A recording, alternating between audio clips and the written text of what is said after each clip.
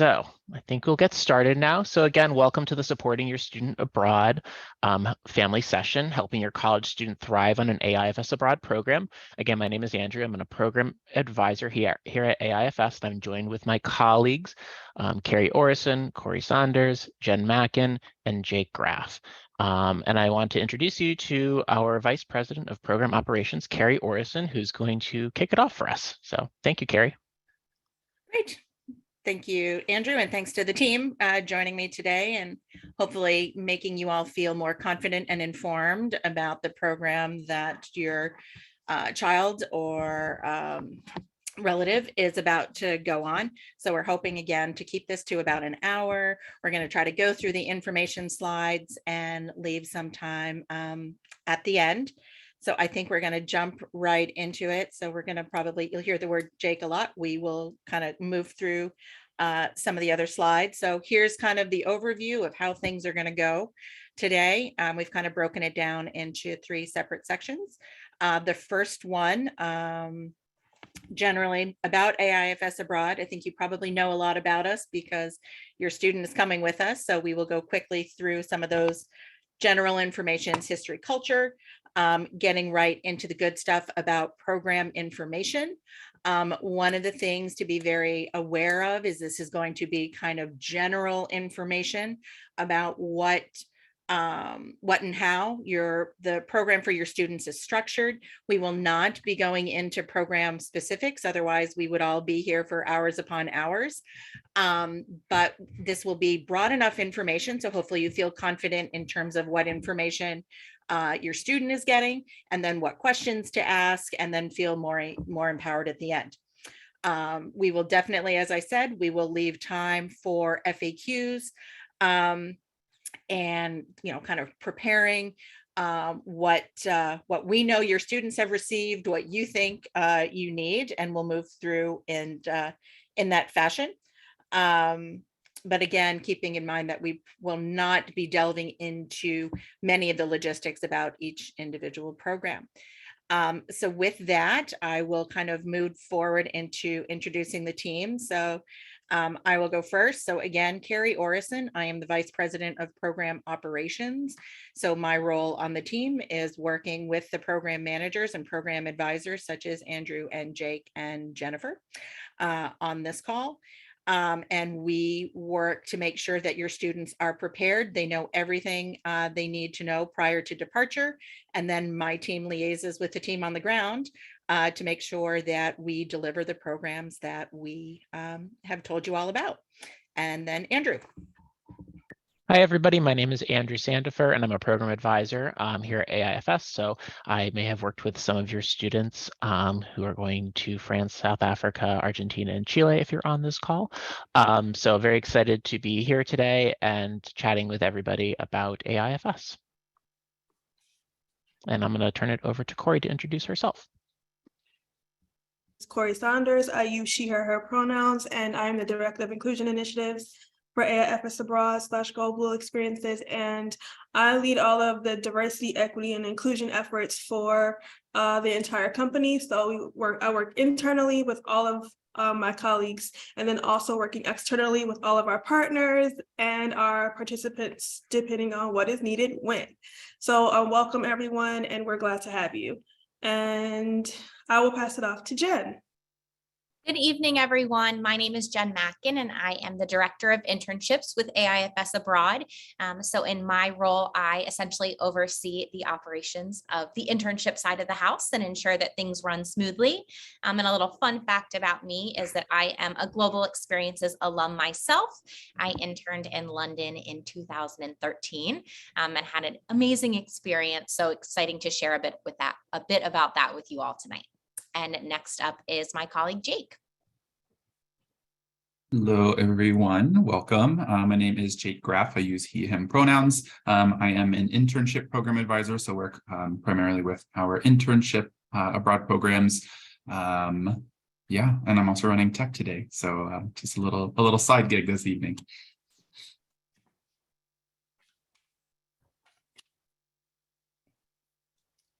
Great. And I think what we were going to do at this point is roll to a quick kind of welcome video from our CEO, Emily Merson, who helps kind of let you all learn a little bit about her approach to the way that we have run some of the AIFS Abroad and GE programs. And sorry, I think her title is Executive Director now. But anyway, let's push play, Jake.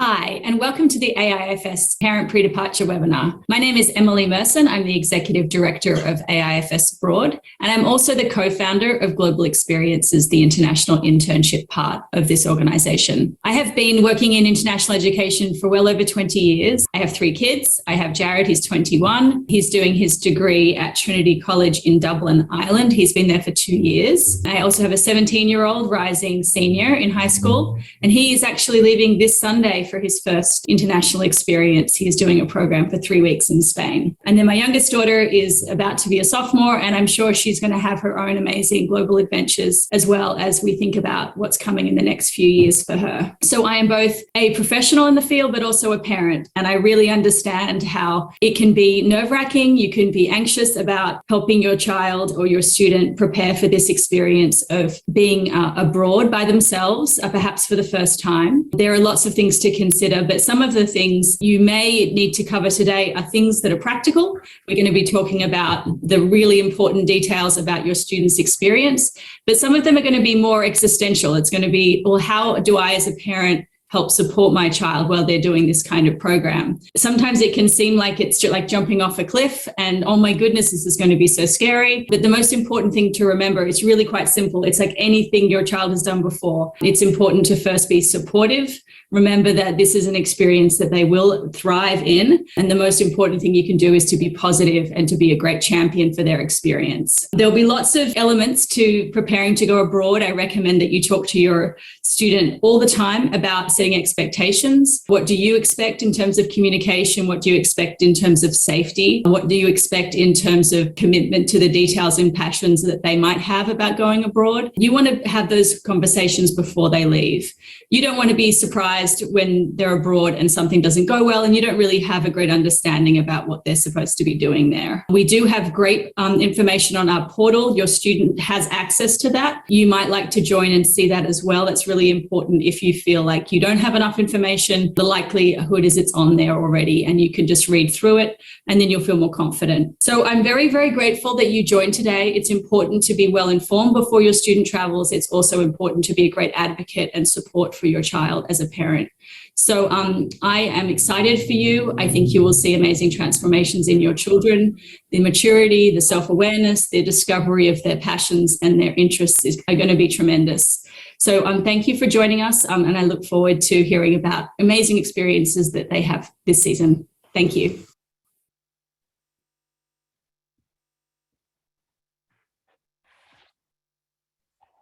Great. So I think segueing onto that, I will also say that I am a parent of a student who has just completed her first semester abroad doing an internship in Sydney.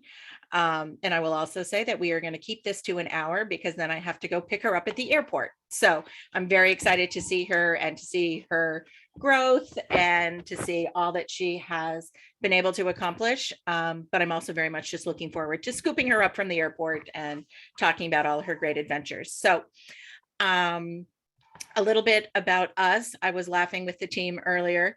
I don't think we need to spend a lot of time on this slide. You have probably researched AIFS. The organization has come recommended by your child's school. Otherwise, you wouldn't be sending your child with us, but just a few bullets that are helpful to see. We were established in 1964, so we have a very long tradition of sending students abroad. We're looking forward to hitting our 60th anniversary party here soon. We were set up by Sir Cyril Taylor, if you ever felt like Googling, as a wholly owned by a UK charity. Again, offering programs in 30 cities. And so obviously your child has selected to go with one of us. We are continuing to add cities. So We always look forward to growth potential.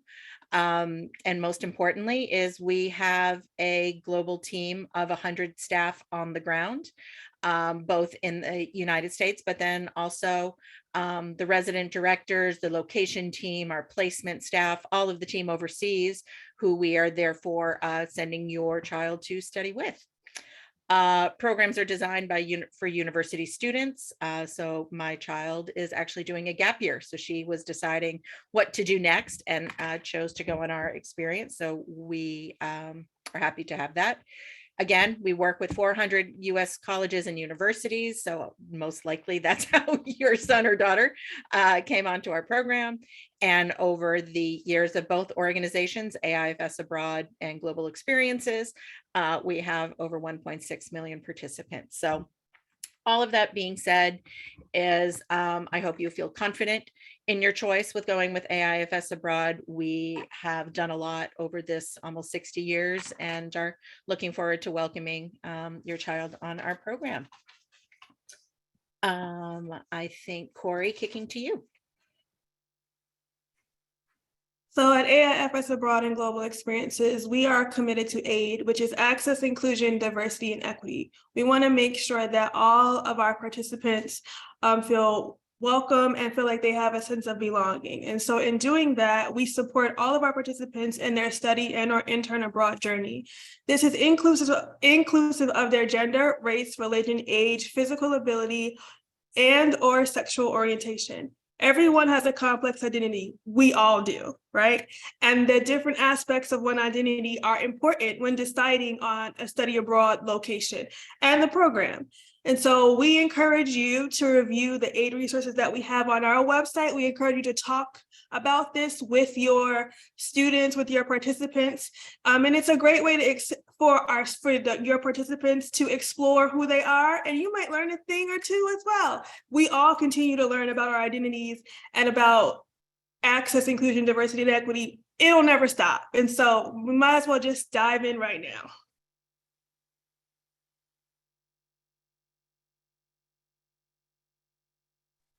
All right, so since we have you all here today, we would love to ask a few short questions just to get to know our audience a bit more to ensure that we are capturing the needs of our students and of course, providing you all with the most relevant information. So if we can have the first question, please. So the first question is, which type of program is your student on? So we have study program, intern program, a combination, or maybe you're just not sure, and that's okay too.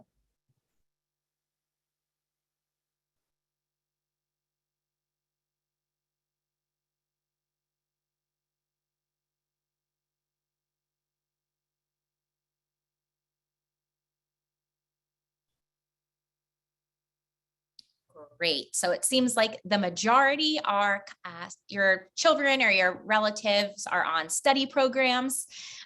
So we have about 86% study programs, 8% on intern, and then 7% on a combination. And everyone knows which program your child is on. So well done, everybody.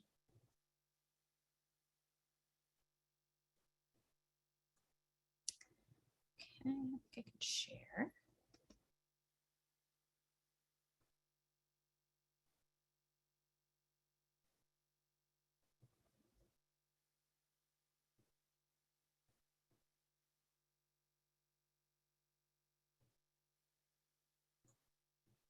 Oh, I found question 2, I believe. Let's see. Cool.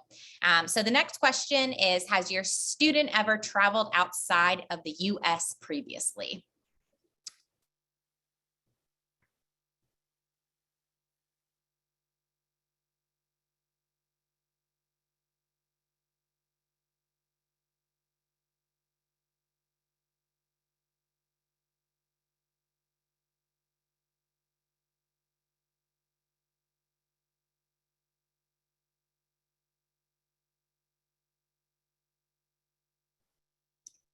So a small percentage have studied or interned abroad previously, about 2%. So this is just going to show that this is a new experience for a lot of you.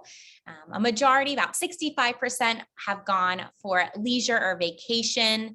A little bit have done both of above, but for 22%, this is going to be your students' first time out of the United States. So very, very exciting.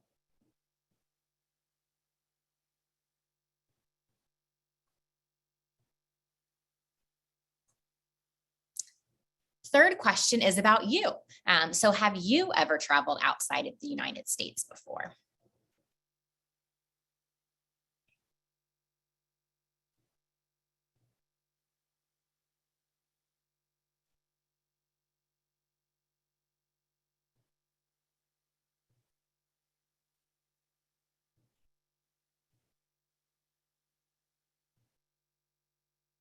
Looks like a really good number of you have. We are currently at 95%.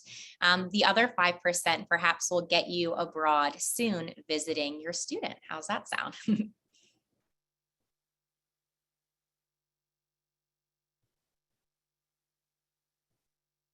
Our final question is, how are you feeling about your student traveling and living overseas? Are you excited? Are you worried? Are you scared? Are you like 100% totally cool, totally fine? Or are you some or all of the above?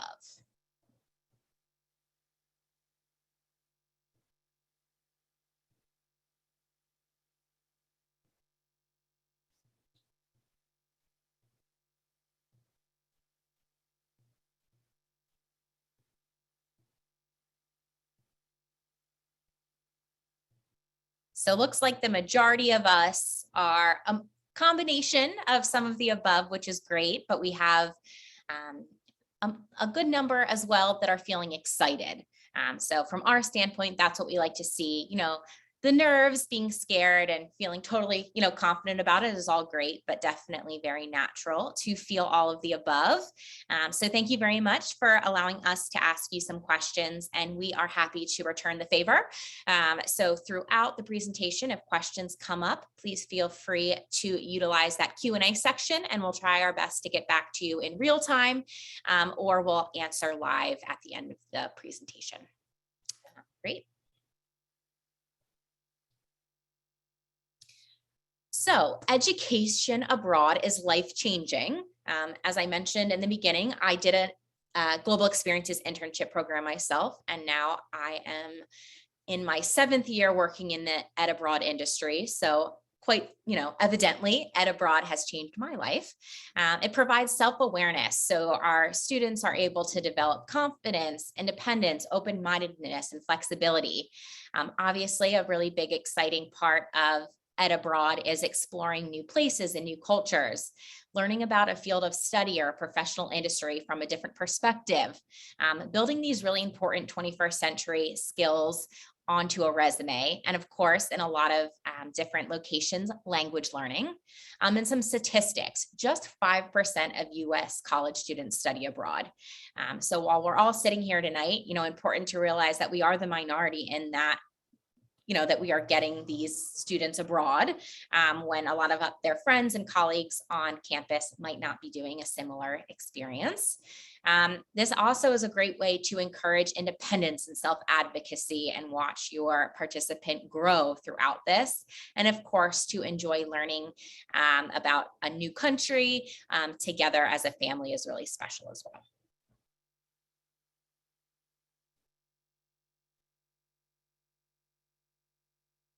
Okay, so I'm going to discuss important program information, both for study and for internship. So to start, what's included on the study abroad program specifically? So we offer pre-departure services like individual program advising. So your student is assigned a program advisor or manager that works with them after they've deposited on our program. So for example, I work with our study abroad students who are going to France. And so I assist them with, visas and answering their questions about the program, introducing them to the resident director. And I also facilitate a pre-departure orientation. So things like that. for individual program advising. We offer a Clifton Strengths online assessment, which is basically determining what your students' top 5 strengths are, helping them to better navigate the world, and how they work with others, both professionally and personally. So it's a good professional development tool that we offer our students. We also offer travel and medical insurance through a insurance provider called CISI. So all students participating in our study abroad programs are enrolled in this travel and medical insurance. We also offer housing on our programs. Housing can vary. It could be a dorm, it could be a homestay, it could be an apartment, and things like that. So depending on the program, there are various types of housing. Optional flight package and transportation. So students, upon applying to our programs, have the option of opting in for one of our flight package and transportation options. So we offer, I believe it's 20 cities around the US with flight packages that they pay a fee for, where we arrange their flights to and from the program, and we arrange pickup and drop off at their host institution/host location. We also have location-specific identity resources online. So it goes through the specific country and city and what to expect based on your student's identity, whether that is race, sexuality, religion, age, etc. On the ground. So we also are with them every step of the way from pre-departure to on the ground. So when they arrive, they are welcomed by on-site staff for a welcome orientation. So that's in addition to the pre-departure orientation that we do have with them before they go. For example, I just did one today with our students who are going to South Africa this spring. So that's a more specific location, pre-departure orientation geared for students. It is for students. If you are interested in the content, please ask your student about it. We do record them, so if they would like to share the recording with you, they can do that. But back to being on the ground, there will be a welcome orientation for your students, guaranteed housing arranged by us, and local support 24/7. So our resident directors and staff on the ground are available 24/7 should there be an emergency if something were to arise. There are social and cultural activities that are included, so local excursions that are included as part of the program fee, and additionally there are other excursions that they can opt into for an additional fee, so we do try to make the best of their experience there so they can get to know and see the local country, culture, and city. And again, excursions included and optional. Next slide, Jake, thank you. So what's included for internship students? So very similar. In the pre-departure phase, they are assigned a program manager or advisor. So they work with them every step of the way. And then there's a guaranteed internship with an international employer. They also get the Clifton Strengths online assessment with professional coaching call, resume, and cover letter support, which is super helpful for getting that internship abroad.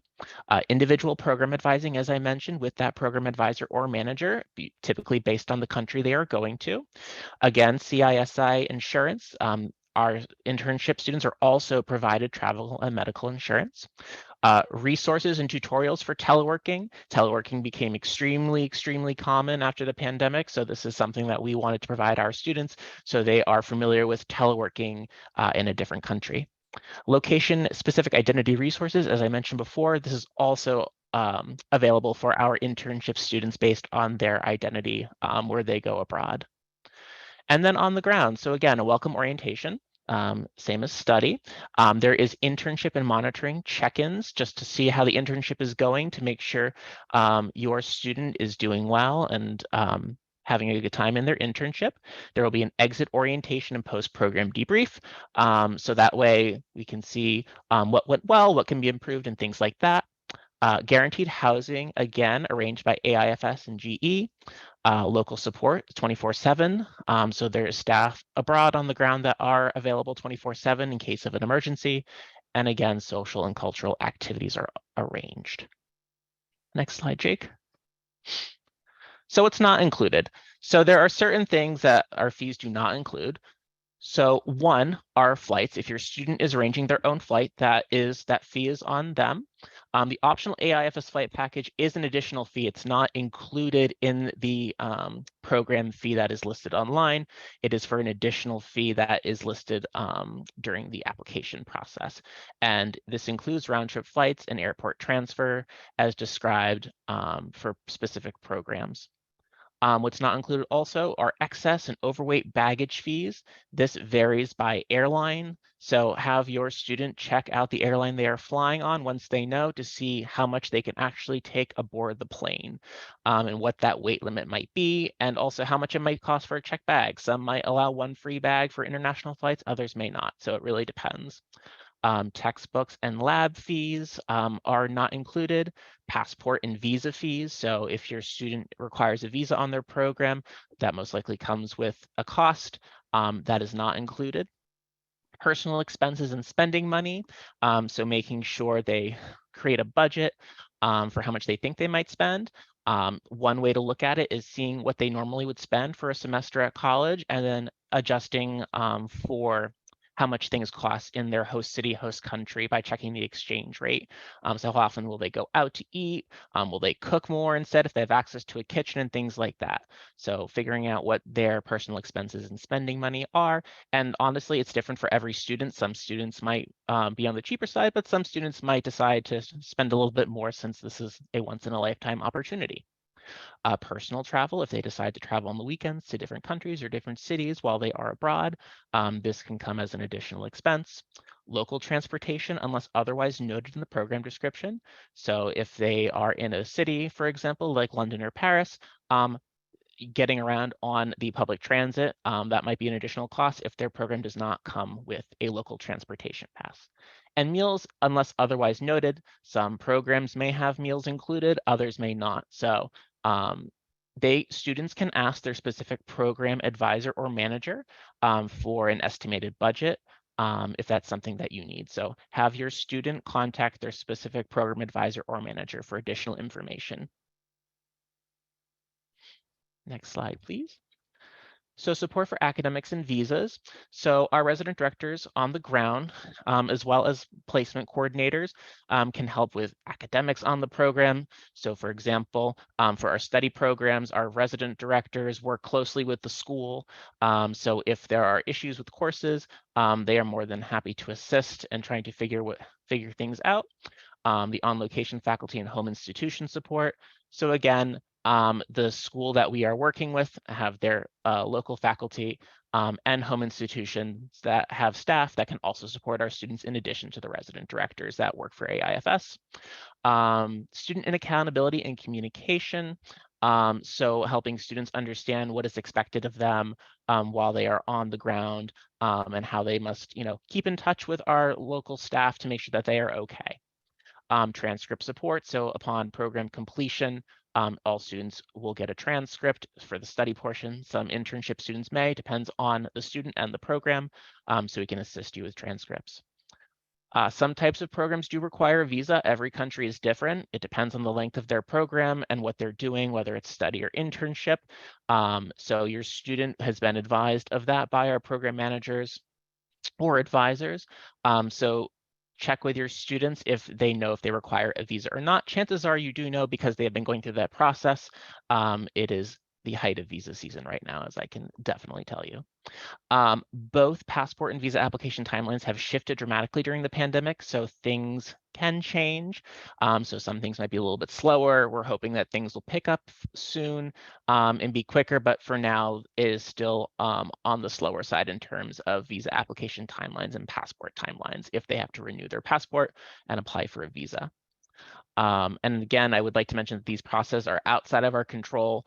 The passport agencies are through the Department of State, and then the visas are through the government consulates, of which we have zero control over. We do our best to try to get in touch with them if things aren't going as smoothly as can be, but patience and is really the best course of action. And if your student is having a tough time, they should reach out to us so we can try to intervene as best we can. Next slide. and additional support for participants. So as Carrie mentioned earlier, there is the student portal. So there are documents and messages that your students can review, such as the insurance policy that they're going to be enrolled in, as well as a pre-departure handbook and things like that. There are aid resources on our website. Again, that's access, inclusion, diversity, and equity resources, location-specific identity pages. So those are on the program brochures online. And again, as I mentioned, we are doing pre-departure orientations for spring term. So those have begun as of this month. So they will be happening this month, December, and early January to mid-January, depending on when your student's program starts. So ask your student if they know when their orientation is. And if you're interested in knowing more about that, there will be recordings provided to the students afterwards. So if that's something you're interested in, definitely talk with your students to see if they will allow you access to those recordings. But we talk about self-awareness, advocacy and accountability, culture shock, location specifics, managing their expectations. Things may not go according to plan. A lot of times international travel doesn't, whether it's for fun, for work, or for pleasure. There could be some like a wrench thrown in, travel delays and things like that. So managing expectations and just being prepared for anything that can come your way.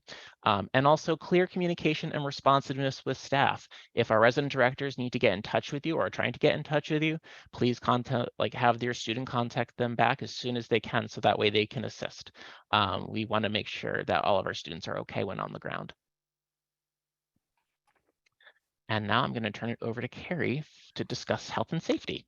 Great. So again, as a parent on a program, the health and safety aspect was paramount for me, obviously knowing where I would be sending my child and how she was going to be looked after in general health and safety. I will also say I really appreciate all the questions that are being asked in the Q&A. So please keep those coming. So we are all trying to answer as fast as we can when we are not talking. I will say I'm seeing a lot about the insurance, and we will touch on CISI. So you see that as the third bullet on this side. So just to make sure that I kind of answer it now, so apologies as I'm going a little off script here.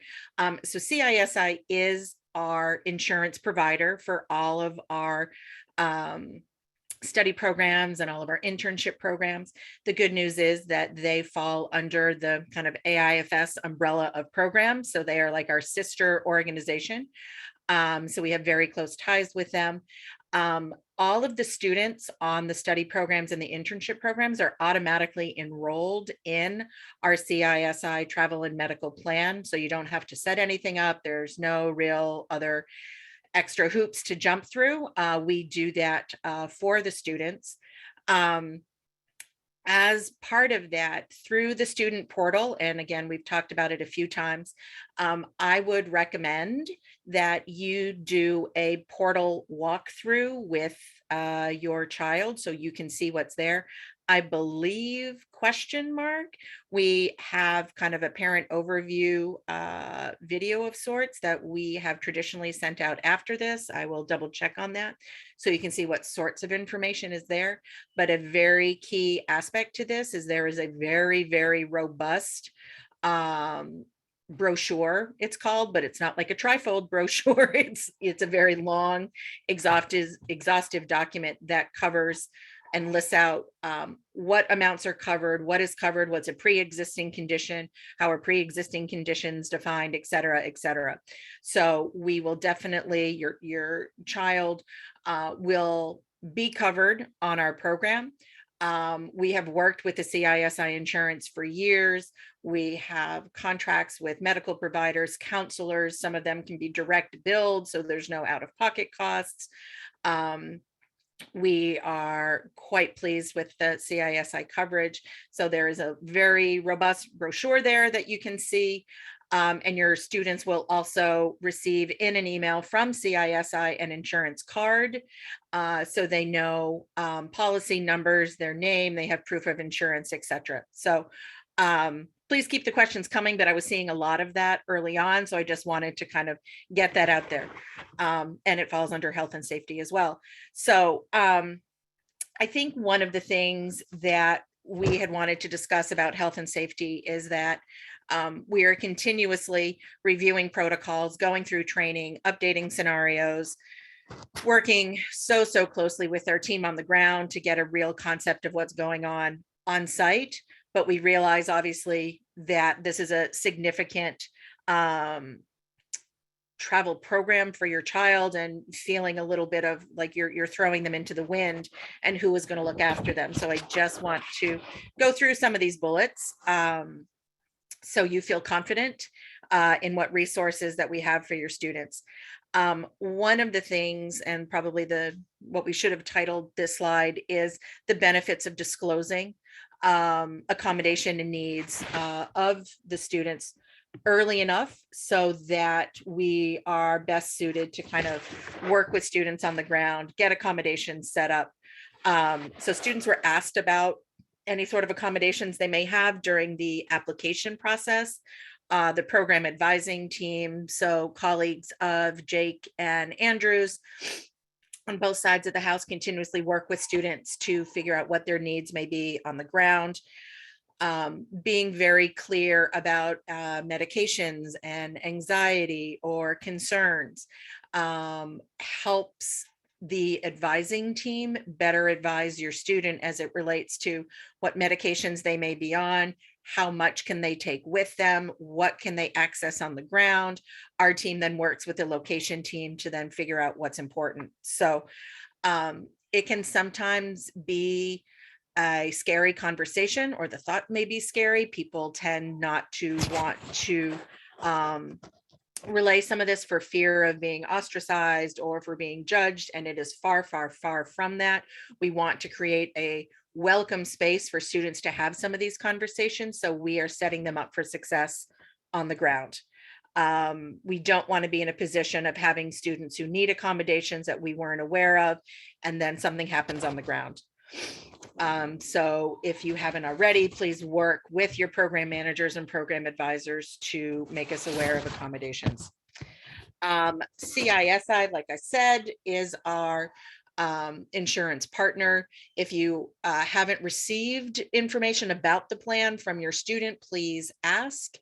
That information, the brochures are available at any time. The enrollment into the actual plan may happen on a rolling basis. So while they may not get their actual insurance cards right now, they definitely have access to the insurance.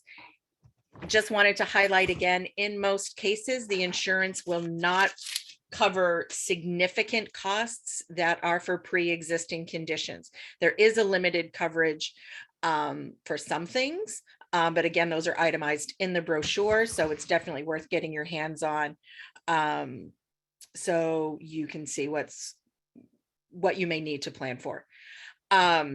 Scenario-based training for all staff, again, alluded to this early on. Our staff continuously go through a variety of situations that may happen on the ground. We share those around with privacy details being held onto, of course, but we share situational based issues that have arisen. We use that as training for other teams in other locations to make sure that everybody is fully aware, again, whether it's insurance related, whether it's transparency of communication, keeping everybody in the loop, and basically how can we learn across the board. The 24/7 emergency assistance is not just specific to CISI and medical coverage. So this is kind of the plug for you all becoming more familiar with what we call our resident director team or our location coordination team. There are teams of people on the ground in every location that are the primary point of contact for your students. They will be involved in pre-departure orientations that Andrew was mentioning. They will, in many cases, be liaising with students during the advising process. They will do on arrival orientation, whether it's the day after they arrive or within the first couple of days that they arrive. They are very frontward facing to your students. That those emergency phone numbers that are given to students should be put on immediate speed dial. That team there is really meant to work through everything from accommodation issues to I don't feel safe, I'm lost, I missed my train on the way back from a trip, whatever the case may be, that team is definitely there on the ground. Their knee-jerk reaction is probably going to be to call you as parents. So I think it is also helpful that you instill in them that there is a team on the ground that has probably heard it all and is there in a position to help them. There is also helpful to know are to familiarize and have your students be familiarized with some of the social tools, WhatsApp. So you'll hear that more and more. It's very, it's a Wi-Fi based communication tool. It's used overseas. The resident director staff, our location coordination staff, they will give the WhatsApp phone numbers to students so students can contact them literally 24/7. So the almost you could look at this slide is there's a significant amount of work that goes into looking after the health and safety and preparedness of students kind of pre-departure.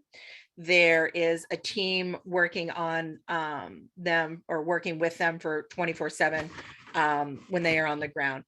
I just kind of want to continue to reiterate that the health and safety of students is the of utmost importance, and our team responds incredibly fast, working with the students when we are alerted to situations. They triage, not to use the medical word, but they triage the situation first. Again, whether it's something like there's a leak in my shower all the way to, you know, I've hurt myself, what do I do? So that team is definitely there to assist. We do have, and I think the numbers will be at the end of the presentation, we do have a US emergency line that is also staffed 24/7.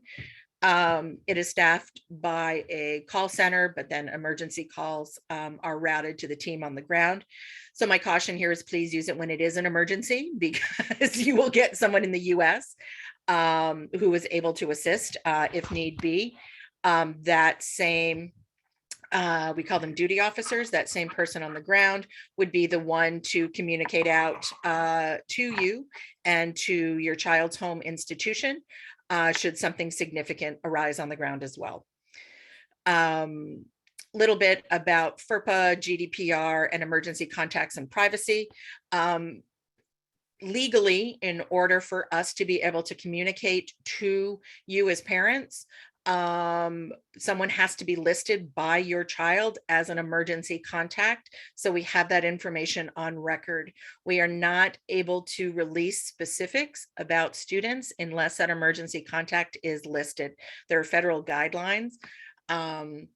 So again, as a parent, I would feel for any parent who we would not be able to communicate with, but we are under some legal obligations. So FERPA in the US would guide that.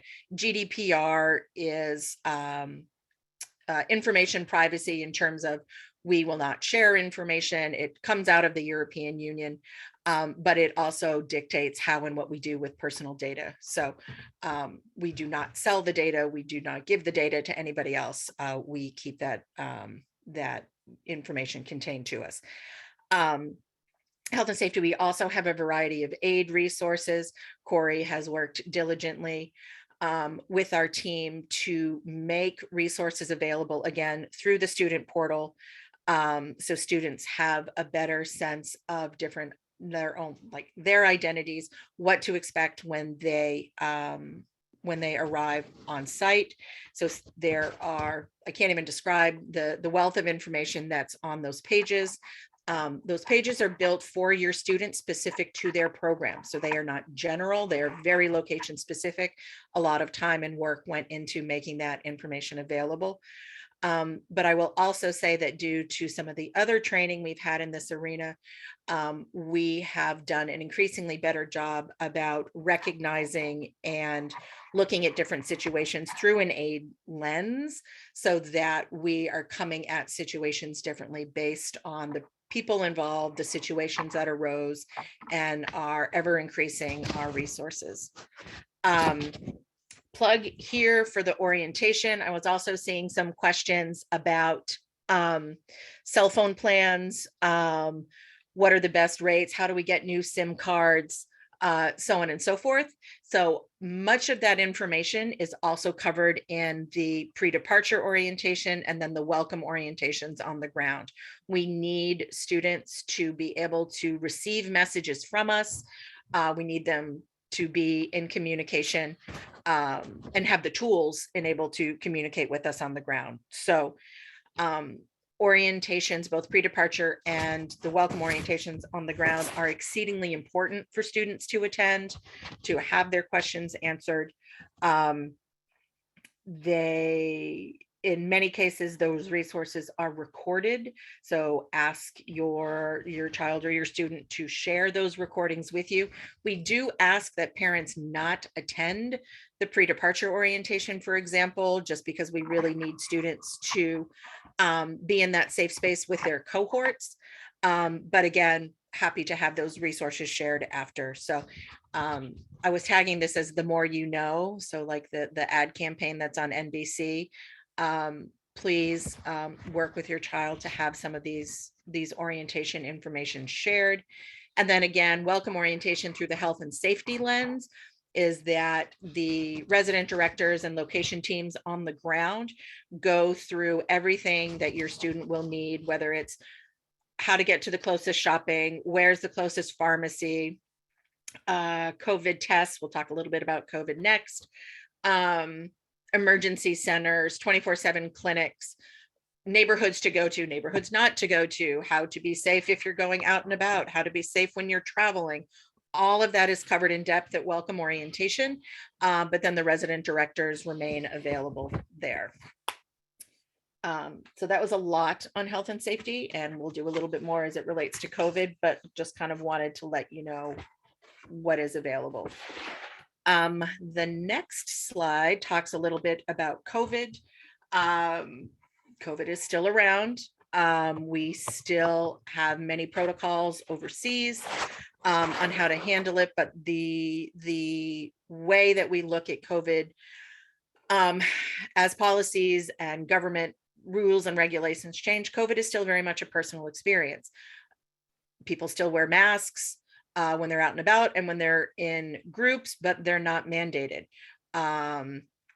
Having respect for other people's experiences, whether you're on the plane, whether you're in orientation, whether you're in the classroom, etc.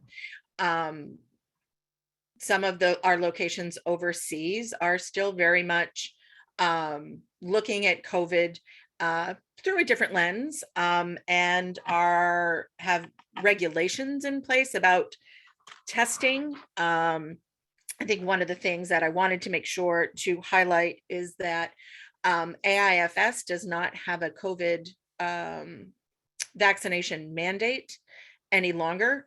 But what we do have is a strong recommendation. So most of our students will be fully vaccinated, but not everyone will be.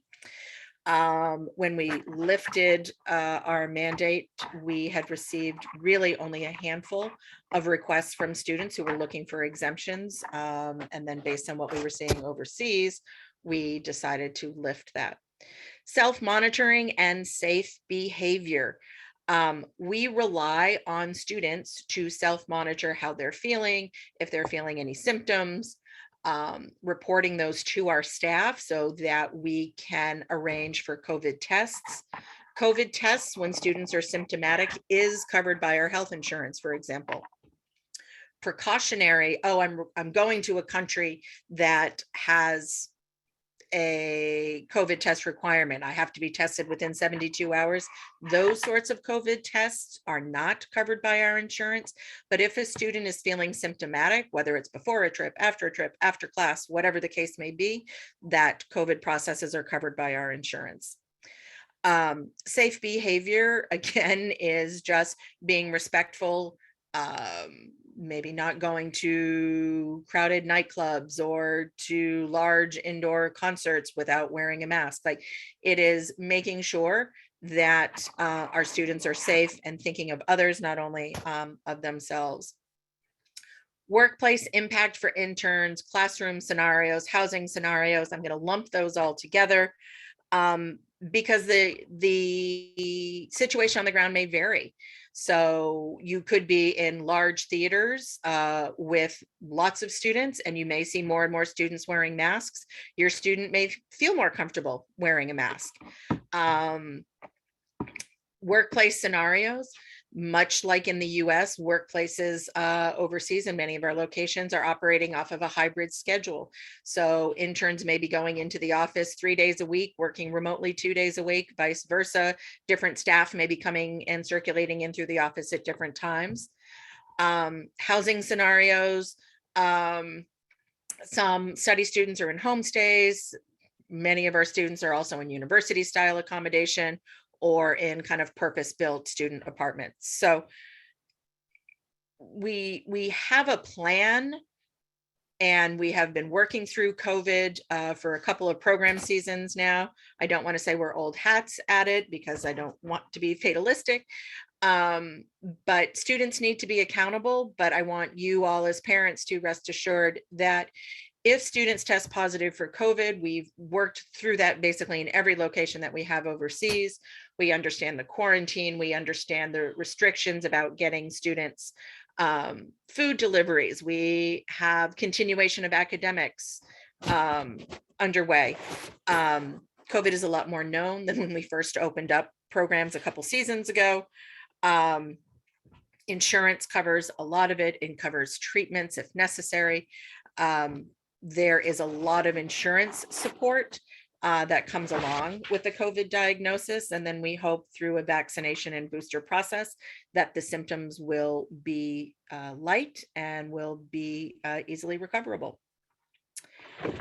Okay, I think that was COVID. Next slide, Jake. Student contacts. This was a little bit of what I was talking about earlier. Each of your students, based on programs, will be working through all of their pre-departure activities with a very specific program manager or program advisor. This is a question to ask your student. Make sure that they are very well aware of who their program manager or program advisor is based on the location that they're going to. On program, when they are overseas, they will have a resident director and location coordinator. That is their primary point of contact. They will be given, like I said, WhatsApp details, emails, office hours, schedules, all of those things. And again, so this is the emergency number for true emergencies, as I say, for families advisors that are US based. Those 2-800 numbers are shunted then to either the study team or the internship team accordingly.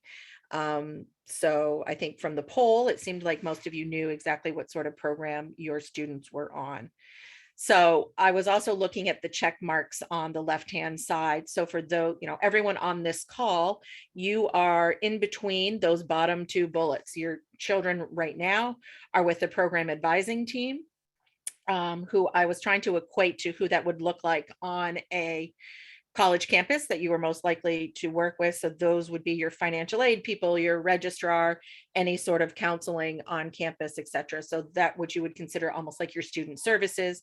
And then the resident directors, to me, were almost like RAs. They are the ones that are helping to work through any issues that arise on campus.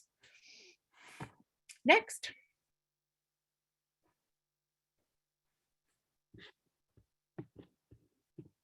So in setting expectations, discuss your support network and the strategies for success. So what does that look like for you and your student? What does communication look like?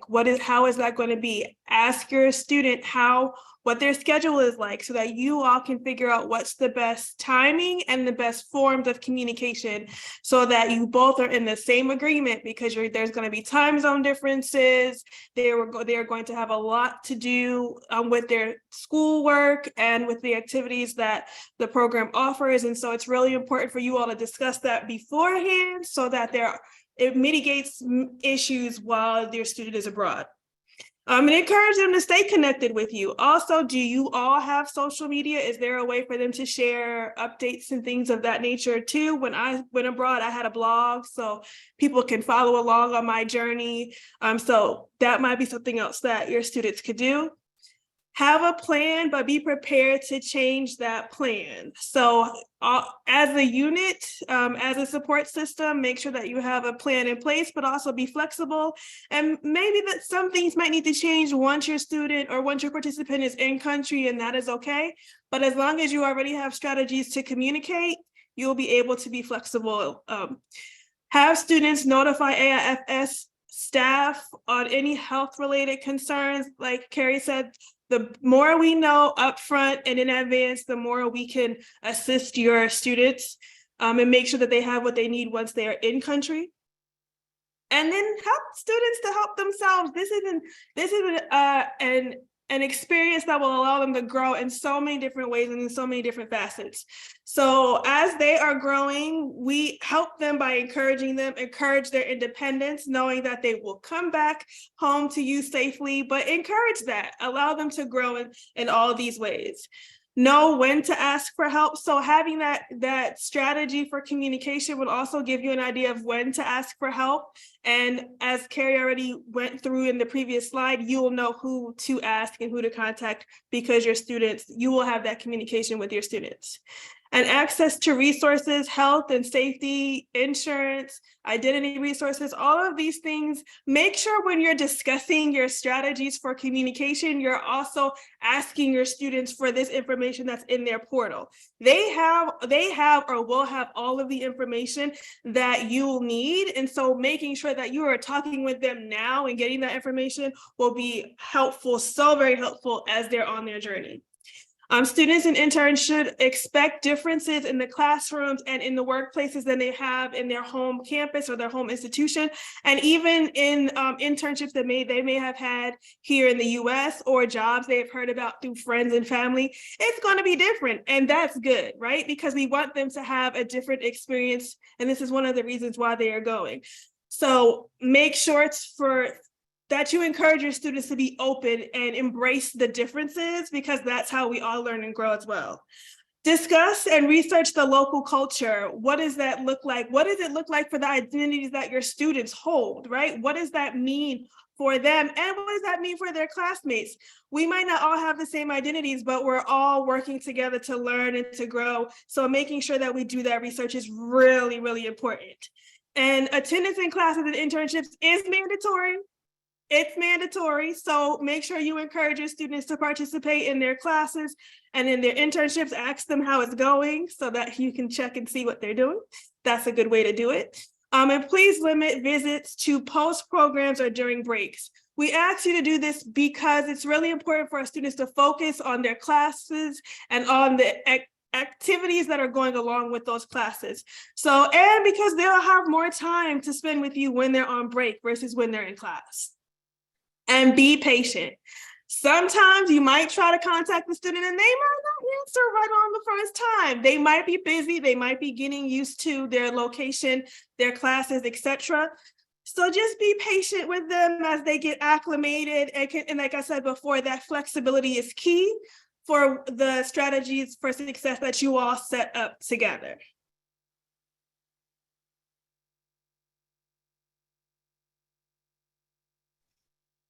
Okay, so key takeaways / questions to ask your child. So if your child is like my child, trying to get information out of them was tricky if I didn't know the right questions to ask. I still haven't quite mastered this one, but I got better. 2 of the key takeaways is to really support your students to self-advocate, to speak up during pre-departure sessions, to make sure their program managers know of accommodations, to ask the question, just ask questions. The second big takeaway is culture shock and challenges will happen. And this is where honestly the greatest growth is for your child.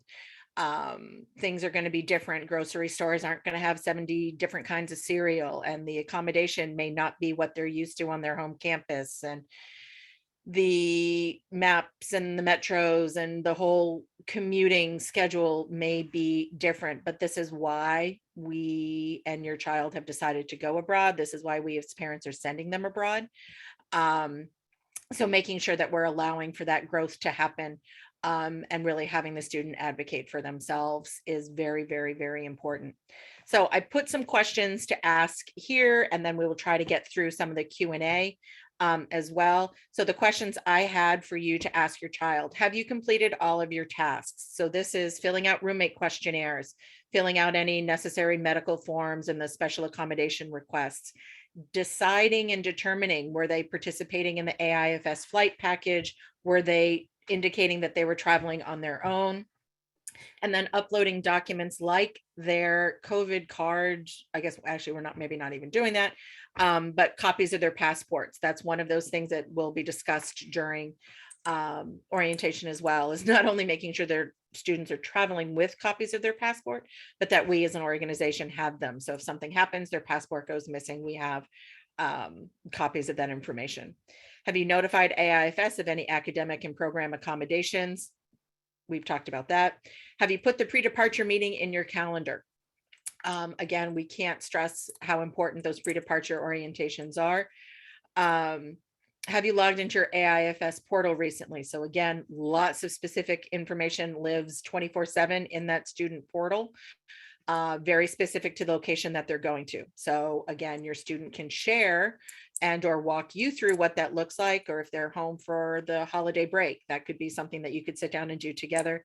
And then most importantly, what documents can they share with you, whether it's packing lists, whether it's pre-departure handbooks, whether it's the insurance information. What are the things that they can provide you proactively? So again, the more you know, tagline is right there. I know the team was going to dip into the Q&A section. This kind of ends what we were going to do with the formal part of the presentation. So I wanted to say that we will send some documents and resources out after.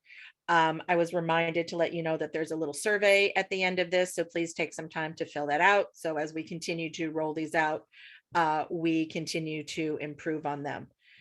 I think, Jen, was there a question or two that you were going to answer? Thank you, Carrie. There sure are. So two popular ones that I saw that I wanted to address, the first of which being a visa question, one of my very favorites. Question being, what happens if my student's visa does not arrive on time? So this came up a bit during the presentation, that a lot has changed with the visa processing over, as a result of not only COVID, but other environmental impacts and other global impacts as well. So first thing that I want to say is, if your visa isn't here in time, it's not the end of the world. It does happen from time to time for reasons that are mostly out of our control. But the good news is that we are visa pros at this point, and we will work with your student individually if that is the case. One of the things that we aim to do is to be as transparent as possible. So we will want to share, the updated processing times with you, any intel that we have, and really just support your student throughout this process. So if, as the departure date starts to approach and things aren't working within the timeline that you had anticipated with your visa, that's a great time to lean on your advisor. Typically what we do if a student does need to arrive late for one reason or another is work with them on a case-by-case basis to make sure that they're supported. Students typically arrive, late, maybe just because they had other plans already. So it's not uncommon.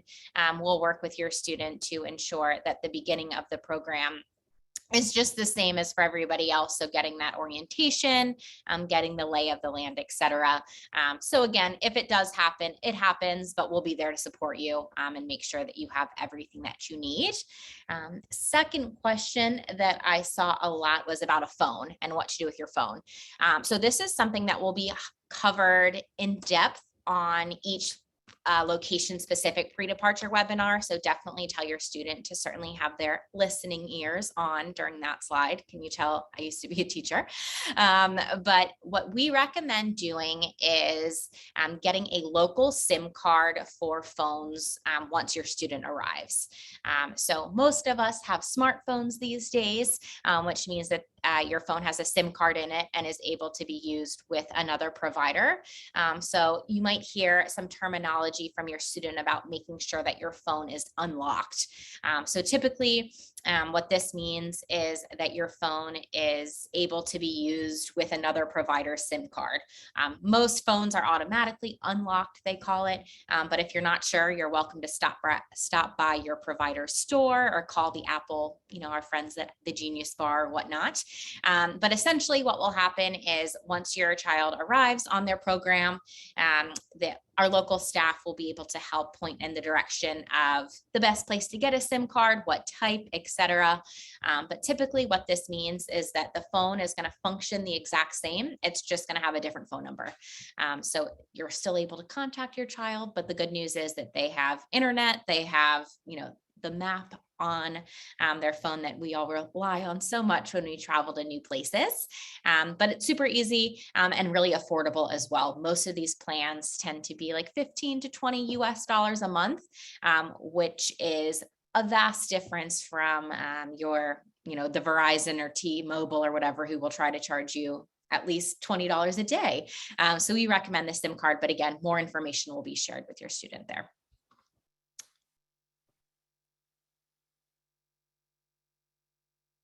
Great. Okay. I was seeing what was up there. There was another question about over-the-counter medications. I think this might be a little tricky, so I want to be very careful to answer this in a way that we're giving out the right information.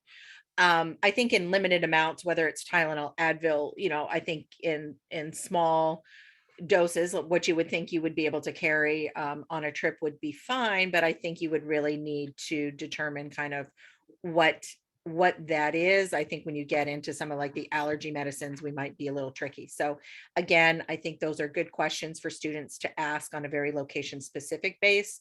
Googling might also help so that you're making sure, that you're asking the right questions. But I think making sure, you're going through any of those logistics with your program advisor and program manager. Trying to think, sorry, scrolling through. So yes, cell phone questions. Leslie, I was looking at what you were saying about transfers, and we can follow up with that in the chat. There was a question about when will students receive the date and time of their pre-departure meeting.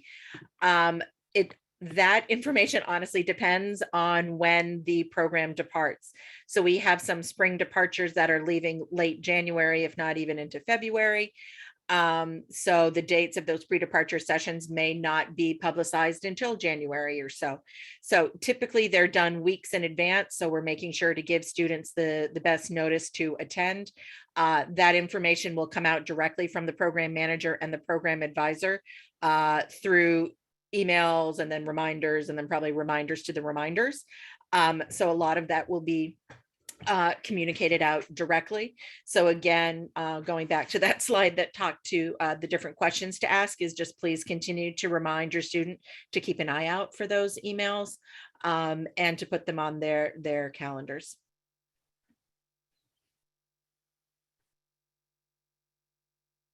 And I'm trying to be cognizant of the time. So we're a little bit after. I think maybe we will keep this open for maybe another 5-10 minutes or so.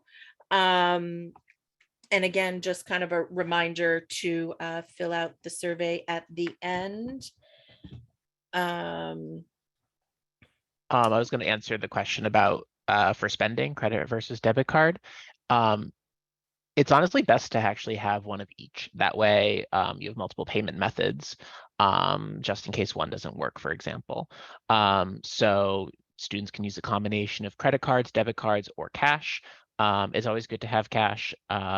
Things have changed during the pandemic, but a lot of countries, cash is a more acceptable method of payment. And also by using cash, there's less transaction fees. Every time you use a debit card and credit card, there are transaction fees that can rack up quite a significant amount of money. Some cards might actually not have international fee charges, but that's best to ask your bank. So yeah, at least 2 methods of payment are good, and Visa is typically the most widely used card abroad, followed by MasterCard. To Andrew's point, also make sure that you call or use the website for the credit and the debit cards that you use to make sure that you alert them of travel, because a lot of times cards will get stopped if you do not alert them of travel. There are some cards that no longer require that, but you just want to do it just in case, so that it doesn't get stopped once your student gets to their location. And if they are traveling, once they get to the primary location, also let the credit card and the debit card companies know, again, so that they don't get stopped looking like it's a fraudulent charge. I'm going to add to this little money talk train.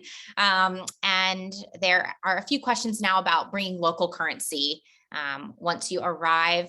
Pre-COVID, our suggestion was generally bringing about $200, like US dollar equivalent in local currency with them, just to have in case cards weren't working or anything like that.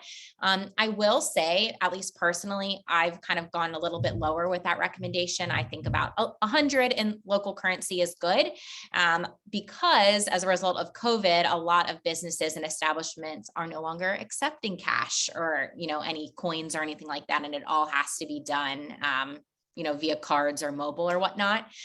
So definitely bring some local currency. It's really easy to get it at the bank. Before you leave, airports typically are going to hit you with the worst conversion rates. But again, taking out some just so that you have it, I would say like 50 to 100 is generally safe.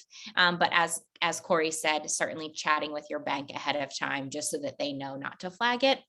But they're getting better and better and more advanced. And at least as a frequent traveler myself, I'm having less and less incidents, knock on wood, traveling abroad with money. So hopefully that continues.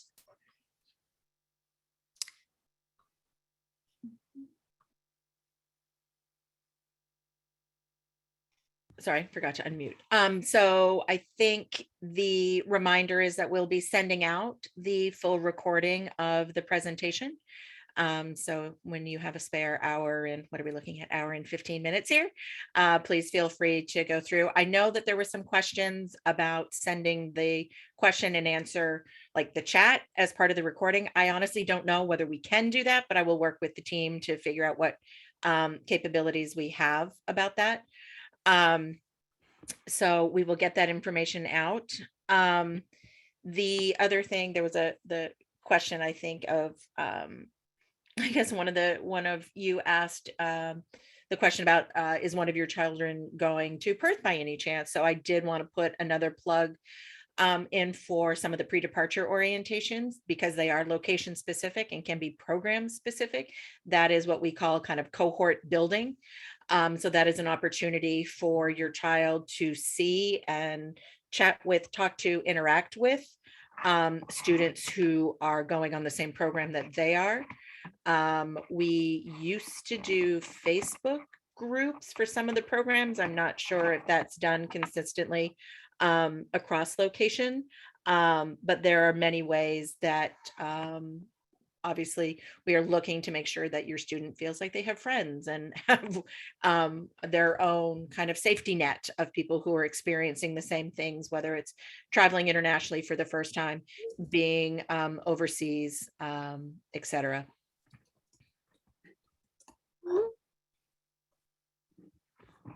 So in looking at that, we're pushing the 8:15 timeline. If we didn't get to your question, there is also an About Us page on the website, so please feel free to reach out to us. The best thing is to, again, work with your child to figure out who their program advisor is and to see what information they have, to make them share it with you. Tell them that we told you to as part of this presentation, but then make sure that they are sharing those resources. Back to my team. I can see your faces. Is there anything else that we needed to cover, remind, or do before we are done for the session? Just when we do close out this session, there will be a quick little survey that we'd ask you to fill out. So once the session closes, it's just 2 questions. So just if you have a chance, please fill it out. It does help us figure out how we can improve this session moving forward. So thank you. Great. Well, thank you all for the time today.